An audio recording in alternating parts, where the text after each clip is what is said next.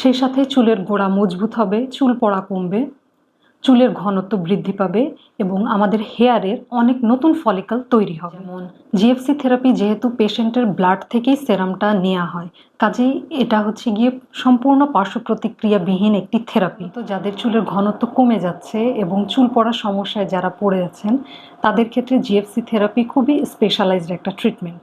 স্ক্যাল্পে যদি অতিরিক্ত পরিমাণ পেইন ফিল হয়, সেক্ষেত্রে আমরা কিছু হোমিওপ্যাথিক মেডিসিন সাজেস্ট করে থাকি। আসসালামু আলাইকুম, আমি doctor Fouzia, doctor Paul's Bangladesh ক্লিনিকে হোমিওপ্যাথিক কনসালটেন্ট হিসেবে আছি। আজকে আমি অনেক উন্নত এবং আধুনিক একটা থেরাপি নিয়ে কথা বলবো, জিএফসি থেরাপি। জিএফসি থেরাপি মূলত যাদের চুলের ঘনত্ব কমে যাচ্ছে এবং চুল পড়ার সমস্যায় যারা পড়ে আছেন, তাদের ক্ষেত্রে জিএফসি থেরাপি খুবই স্পেশালাইজড একটা ট্রিটমেন্ট। জিএফসি থেরাপি আসলে কি? জিএফসির ফুল মিনিং হচ্ছে গ্রোথ ফ্যাক্টর কনসেন্ট্রেট। জিএফসি থেরাপির মাধ্যমে চুল পড়া কমবে, চুলের গোড়া মজবুত হবে এবং চুলের ঘনত্ব বৃদ্ধি পাবে। এবং বর্তমানে এটা পিআরপি থেরাপির চাইতে জিএফসি থেরাপি খুবই আধুনিক একটা থেরাপি। জিএফসি থেরাপি মূলত কিভাবে করা হয়? জিএফসি থেরাপি সাধারণত পেশেন্টের ব্লাড প্রথমে কালেক্ট করতে হবে। এরপর সেই ব্লাডটা জিএফসির বিশেষ ধরনের টিউবে রাখা হয়। সেই টিউব থেকে সেন্ট্রিফিউজের মাধ্যমে সেরাম আলাদা করা হবে। এরপর সেই সেরামটা ডিরেক্টলি পেশেন্টের স্ক্যাল্পে ইনজেক্ট করা হয়। পুরো প্রসিডিওর করতে 1 ঘন্টার মতো সময় লাগে এবং 28 দিন পর পর একটা সেশন নিতে হয়। জিএফসি থেরাপি মূলত আমরা কাদেরকে অ্যাডভাইস করি? অ্যান্ড্রোজেনেটিক এলোপেশিয়ার পেশেন্ট, সেই ক্ষেত্রে mail pattern boldness, female pattern boldness উভয়ের ক্ষেত্রেই আমরা জিএফসি থেরাপি অ্যাডভাইস করে থাকি। তাছাড়া টেলোজেন ইফ্লুভিয়াম বা দিনে দিনে যাদের চুলের ঘনত্ব কমে যাচ্ছে, তাদের ক্ষেত্রেও আমরা জিএফসি থেরাপি অ্যাডভাইস করি। আর এটা ছাড়া যারা প্রাথমিক পর্যায়ে চুল পড়ার সমস্যায় পড়ে আছেন, সেক্ষেত্রেও আমরা 2-3টা সেশন দিয়ে রিকভারি করা যাবে। জিএফসি থেরাপির অনেক সুবিধা আছে। এই সুবিধাগুলোর মধ্যে আমি কিছুটা উল্লেখ করব। যেমন জিএফসি থেরাপি যেহেতু পেশেন্টের ব্লাড থেকেই সেরামটা নেওয়া হয়, কাজেই এটা হচ্ছে গিয়ে সম্পূর্ণ পার্শ্ব প্রতিক্রিয়াবিহীন একটি থেরাপি। কাজেই যে কোনো ছেলে মেয়ে ইজিলি এই থেরাপি নিতে পারবেন। তাছাড়া আমাদের হেয়ারের একটা সাইকেল থাকে, অ্যানাজেন, ক্যাটাজেন এবং টেলোজেন। তো টেলোজেন ফেজে চুল প্রচুর পরিমাণ পড়তে থাকে।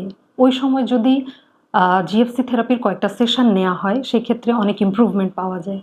সেই সাথে চুলের গোড়া মজবুত হবে, চুল পড়া কমবে, চুলের ঘনত্ব বৃদ্ধি পাবে এবং আমাদের হেয়ারের অনেক নতুন ফলিকল তৈরি হবে। জিএফসি থেরাপি খুবই স্পেশালাইজড একটা ট্রিটমেন্ট, কাজেই এটা হাইজিন মেনটেন করে থেরাপি নেবেন, না হলে পরবর্তীতে স্ক্যাল্পে ইনফেকশন হওয়ার প্রবণতা থাকবে। এছাড়া যারা ডায়াবেটিক এবং হাইপার টেনশনের পেশেন্ট, তারাও ডক্টরের সাথে কনসাল্ট করে তারপর আপনি থেরাপি স্টার্ট করবেন। জিএফসি থেরাপি নেয়ার আগে এবং পরে করণীয় কিছু জিনিসপত্র থাকে, সেটা করা উচিত। যেমন অবশ্যই জিএফসি থেরাপি নেয়ার আগে স্ক্যাল্প আপনি বাসা থেকে ক্লিন করে আসবেন শ্যাম্পু দিয়ে। এরপর কোনো রকমের অয়েন্টমেন্ট বা হেয়ার স্প্রে বা অয়েল কিছু ইউজ করবেন না। ডিরেক্টলি ক্লিনিকে এসে বা অন্য যেখান থেকে আপনি থেরাপি নিচ্ছেন সেখানে আপনি থেরাপি নেবেন। থেরাপি কমপ্লিট হওয়ার পরে অবশ্যই আপনাকে সার্জিক্যাল ক্যাপ ইউজ করতে হবে, না হলে ধুলাবালির কারণে ইনফেকশন বাড়তে পারে।